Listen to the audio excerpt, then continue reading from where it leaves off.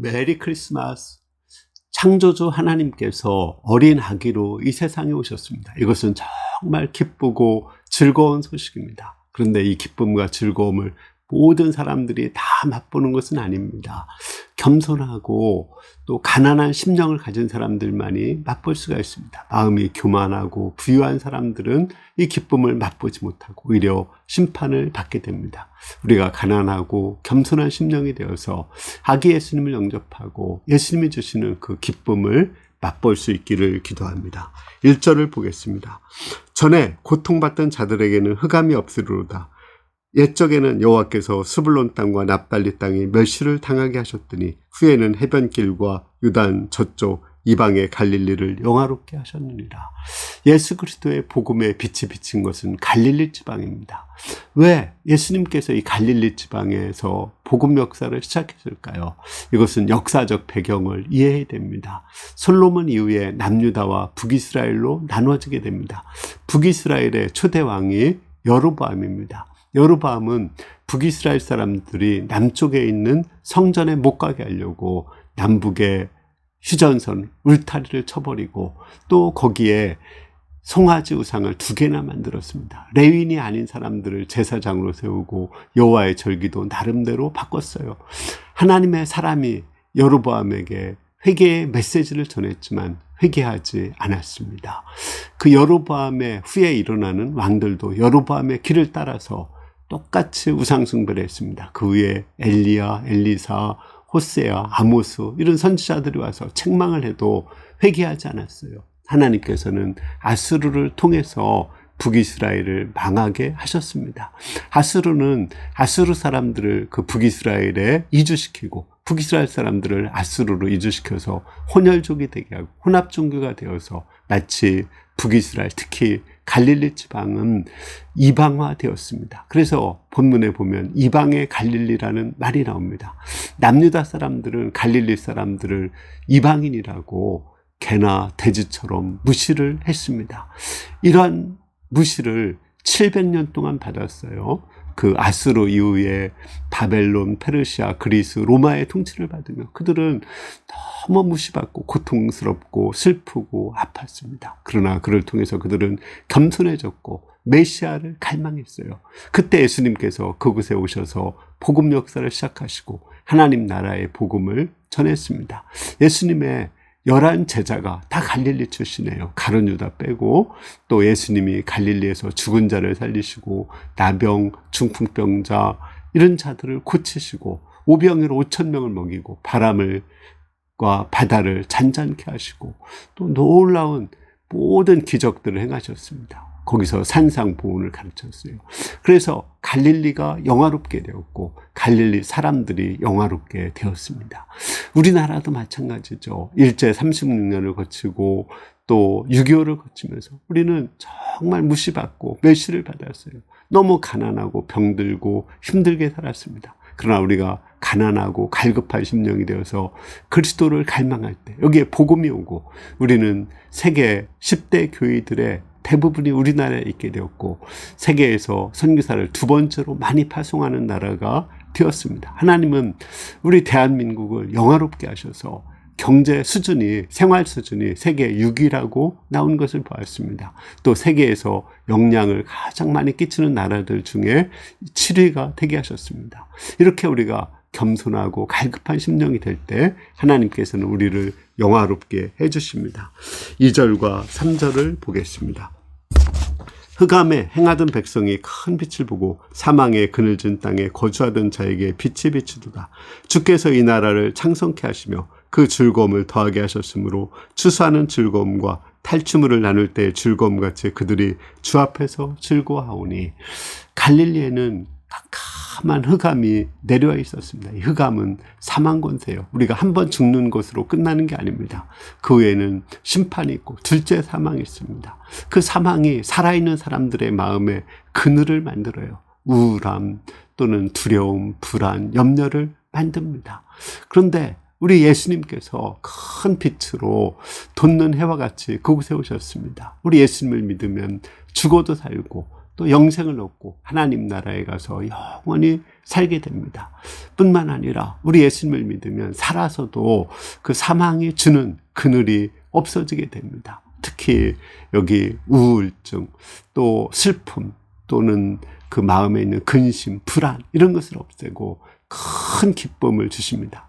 여기 보면 탈취물을 나눌 때의 즐거움, 또는 이렇게 추수하는 즐거움을 주셔요. 마치 우리가 월급 타고 보너스 탈 때 그 기쁨, 또는 시험에 합격하고 취업하고 결혼할 때의 기쁨 같은 큰 기쁨을 우리에게 주십니다. 우리 부활이요 생명이신 주님, 그 돋는 해와 같은 그 예수님을 영접하면 우리 마음속에 있는 모든 어둠을 몰아내시고 또 우울함을 몰아내시고 우리에게 큰 기쁨을 주시는 것을 알 수 있습니다. 4절과 5절을 보겠습니다. 이는 그들이 무겁게 맨 멍에와 그들의 어깨의 채찍과 압제자의 막대기를 주께서 꺾으시되 미디안의 날과 같이 하셨습니다. 어지러이 싸우는 군들의 신과 피 묻은 겉옷이 불의 섭같이 살라지리니. 기쁨뿐 아니라 우리 예수님은 평화를 주십니다.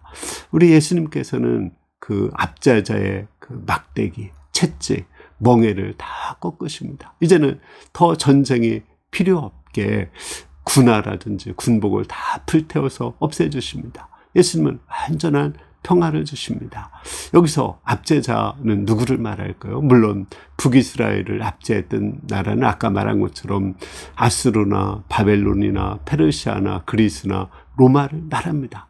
그러나 그것이 진정 그들의 압제자일까요? 그렇지 않습니다. 그 뒤에 있는 사단입니다. 사단이 그들을 몽둥이로 해서 도구로 해서 그들을 괴롭힌 것입니다. 예수님은 그 사단의 압제자, 그 막대기, 채찍, 멍에를 꺾으셨습니다. 이 사단은 우리 죄를 통해서 일하거든요.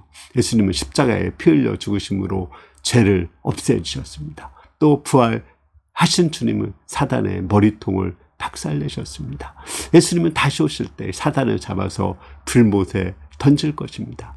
우리는 예수님 안에서 이 사단을 이길 수가 있어요. 우리를 정말 괴롭히는 것은 눈에 보이는 사람들이 아닙니다. 그 뒤에 있는 사단이에요. 가난이, 질병이 우리를 괴롭히는 것이 아닙니다. 그 뒤에 있는 사단이 우리를 괴롭히는 것입니다. 우리는 예수님의 십자가의 피를 믿고 부활하신 주님을 믿음으로 넉넉히 사단을 이기고 승리하는 역사를 이룰 수가 있습니다. 우리 예수님을 믿을 때 예수님은 여러 안 좋은 상황에서 사건, 사고 속에서도 마음에 하늘에서 내려오는 그 평화를 주십니다.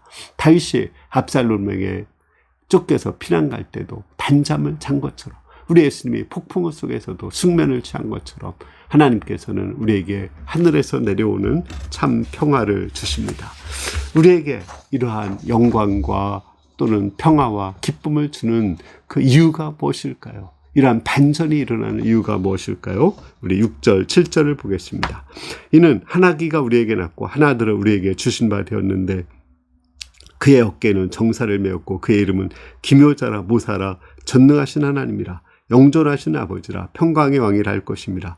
그 정사와 평강의 더함이 무궁하며 또 다윗의 왕자와 그의 나라에 군림하여 그 나라를 굳게 세우고 지금 이후로 영원히 정의와 공의로 그것을 보존하실 것이라. 만군의 여호와의 열심히 이를 이루리라. 이러한 모든 반전의 역사는 창조주 하나님이 어린 아기로 오시는 데서 일어납니다. 이 어린 아기는 크게 보면 한 5가지의 이름을 가지고 있습니다.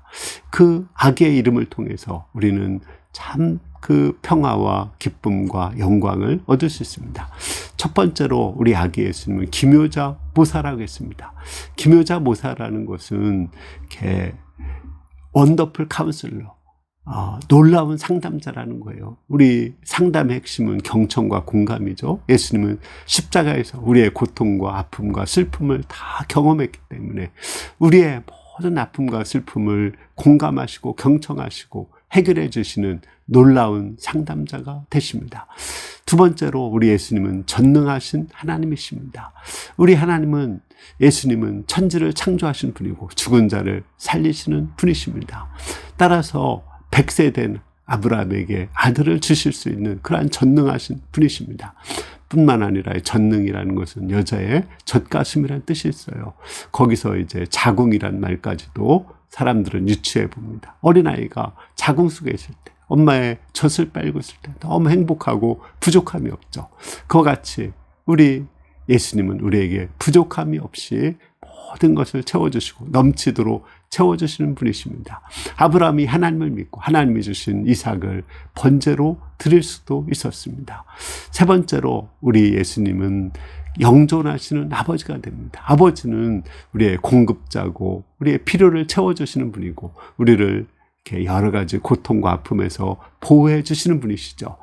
영원히 보호해 주시는 영존하시는 아버지입니다. 시간과 공간을 초월해서 우리 죽을 때까지 우리의 필요를 채워주시고 또 우리를 억압하는 자에서 보호해 주시는 영존하시는 아버지가 되십니다. 네 번째로 우리 예수님은 평강의 왕이 되십니다. 대부분의 왕은 군림하고 무력으로 통치하죠. 우리 예수님은 나귀 새끼를 타고 예루살렘에 들어가시고 십자가의 죽으심으로 우리의 왕이 되셨습니다. 따라서 우리에게 마음속에 진정한 평화를 주시고 또 사람들과 하나님과도 평화하게 해주십니다. 이러한 그 예수님, 아기로우신 예수님을 누가 맛볼 수 있다겠어요? 그 갈릴리 사람들, 겸손한 사람들, 갈급한 사람들, 가난한 마음을 가진 사람들이 이 아기 예수님을 영접하고 그 영광과 평화와 기쁨을 맛볼 수 있었습니다. 그러나 예수님이 3년 공생애를 마치고 때쯤 예루살렘에 들어가셨어요. 근데 예루살렘에 있는 제사장들과 서기관들은 오히려 그 예수님을 시기해서 십자가에 못 박았습니다. 왜일까요? 그들의 마음이 교만하고 부유했기 때문에, 자기 의에 사로잡혀 있었기 때문에 그렇습니다. 그들은 그 로마에서 엄청난 심판을 받고 또 죽은 후에도 엄청난 심판을 받게 될 것입니다. 그러므로 아기로우신 그 하나님을 영접하려면 우리도 이렇게 갈릴리 사람들처럼 겸손하고 가난한 마음이 되어야 됩니다. 우리가 일제시대 유교를 거치면서 아주 마음이 겸손했다겠죠. 그런데 우리가 이제 2000년 이후에 잘 먹고 잘 살면서 이렇게 국민소득도 37,000불을 넘으면서 사람들이 마음이 아주 부유하고 교만해졌습니다. 복음을 싫어하고 또 오히려 예수님을 배척하고 예수님을 십자가에 못 박게 되었습니다. 이들은 예수님이 주시는 평화를 맛볼 수 없고 예수님이 주시는 그 기쁨과 영광을 맛볼 수 없습니다. 그들은 물질적인 풍요를 누리고 건강하게 살지 몰라도 하나님이 주시는 진정한 하나님 나라를 맛볼 수 없습니다. 뿐만 아니라 죽어서 하나님의 심판을 받게 될 것입니다. 이 성탄절에 우리가 하나님이 주신 그 부유와 건강을 하나님께 드리고 또 서로 나누는 가운데 하나님이 주시는 그 평화와 기쁨과 영광을 맛볼 수 있기를 기도합니다. 기도하겠습니다. 하나님 아버지, 우리 하나님께서 어린 아기로 오셔서 감사합니다. 우리가 갈릴리 사람들처럼 또 5, 60년대 우리 대한민국처럼 겸손한 마음, 가난한 마음이 되어서 아기 예수님을 영접하고 예수님이 주시는 그 평화, 기쁨, 영광을 맛보게 도와주시기를 기도합니다. 예수님의 이름으로 기도합니다. 아멘. 예, 정말 우리 너무 잘 살게 되었죠. 너무 물질적으로 풍요롭게 살고 또 건강하고 장수하게 되었습니다. 그러나 이것이 오히려 우리에게 저주가 될 수 있습니다. 마음이 교만하면 우리가 겸손한 마음, 가난한 마음이 되어서 예수님을 마음에 정말 영접하기를 기도합니다. 우리가 가지고 있는 그 부유와 건강이 나쁜 거 아니죠. 하나님이 주신 축복인데 이것을 하나님께 돌려드리고 이웃에게 나누는 가운데 더 겸손한 마음, 가난한 마음이 되어서 이번 성탄절에 하나님이 주시는 참 평안, 참 기쁨을 맛볼 수 있기를 기도합니다. 감사합니다.